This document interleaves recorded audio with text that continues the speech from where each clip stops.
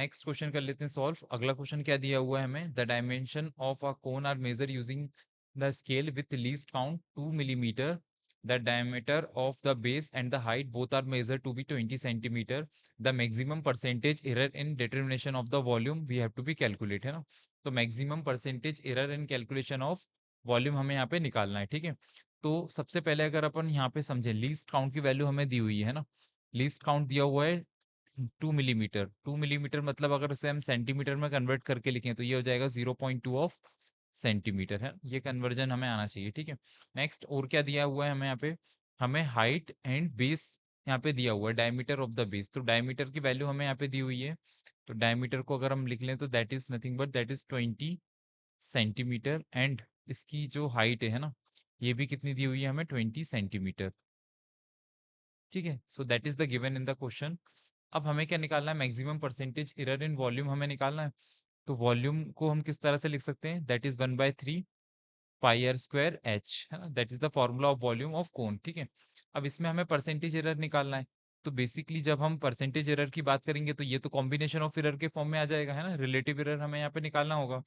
तो हमें क्या करना पड़ेगा, सबसे पहले तो डेल्टा वी बाई वी निकालना पड़ेगा इन द परसेंटेज, ठीक है। तो इसके लिए हम क्या देखेंगे ध्यान से, सबसे पहले तो ये 1/3 पाई को तो बाहर निकालना ही पड़ेगा हमें ना, क्योंकि ये कांस्टेंट है। तो और आर को हम कैसे लिख सकते हैं, that will be can be written by d square by two square, है ना। तो हम आर को क्या लिख सकते हैं, डी/2 के फॉर्म में यहाँ पे लिख सकते हैं। तो दैट इज 1/3 पाई, आर की जगह हमने लिख दिया यहाँ पे डी/2, इसका होल स्क्वायर ले लिया हमने, इंटू एच। तो ये वैल्यू कितनी आ गई हमारे पास, that is 1/12 pi d square into h, ठीक है। तो इस तरह से अब हम यहाँ पे रिलेटिव एरर निकाल सकते हैं ना। तो 1/12 पाई का तो कोई रोल ही नहीं है यहाँ पे, तो डी स्क्वायर इंटू एच को हमें लिखना है। तो ये आ जाएगा अपने पास 2 times of change in D divided by original D plus change in H divided by original H into 100, क्योंकि परसेंटेज में हमें आंसर निकालना है। अब इसको कंप्लीट करते हैं अपन ध्यान से। अब यहाँ पे ये जो चेंज इन डी डायमीटर की वैल्यू है ना, या चेंज इन हाइट की बात करें तो ये किसके बराबर आ सकती है, that can be maximally calculated equal to 0.2 centimetre, है ना, क्योंकि यही हमारे पास लीस्ट काउंट की वैल्यू है और यही यहाँ पे एरर मैक्सिमम पॉसिबल है यहाँ पर। तो इनकी जगह हम कितना लिख सकते हैं, that is 0.2 divided by original value कितनी थी हमारे पास, दैट इज 20, प्लस यहाँ पे भी कितना आ जाएगा 0.2, अच्छा ये जो वैल्यू थी ये इसके पास ही थी सिर्फ, है ना।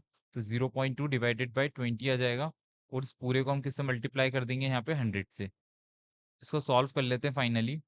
तो यहाँ से कितना आ जाएगा अपने पास, इसको कट करेंगे तो दैट इज 10, तो ये आ जाएगा 0.02, प्लस यहाँ से ये कटेगा तो यहाँ पर कितना आएगा अपने पास 1, तो बोला ये आएगा 0.01, मल्टीप्लाई कर देंगे यहाँ से 100 के साथ, तो ये कितना आ जाएगा अपने पास फाइनल आंसर 3%, ठीक है। So I hope you will get the answer of this question. Thank you very much to watch this video.